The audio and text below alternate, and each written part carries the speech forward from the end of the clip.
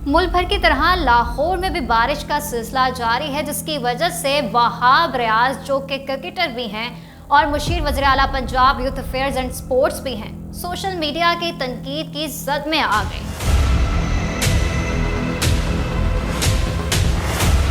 लाहौर में शदीद बारिश के बाद हर तरफ पानी खड़ा हो गया और इंतजाम निकासी आब की कोशिशों में मसरूफ है। इसके अलावा निगरान वज़ीर आला पंजाब मोहसिन नकवी भी सूरत हाल का जायजा लेने के लिए निकल पड़े। वहीं वज़ीर आला के मुशीर बराए खेल वहाब रियाज बारिश के बाद शाहराहों के दौरे की वीडियो सोशल मीडिया पर वायरल हैं, जिसके बायस उन्हें शदीद तनकीद का निशाना बनाया जा रहा है।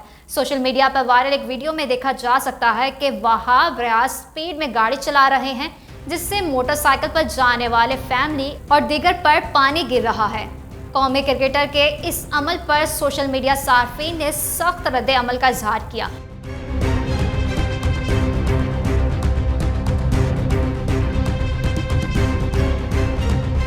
और तरह तरह के तबसरे करते हुए उन्हें मोटरसाइकिल सवारों और दीगर का ख्याल रखने की नसीहत की।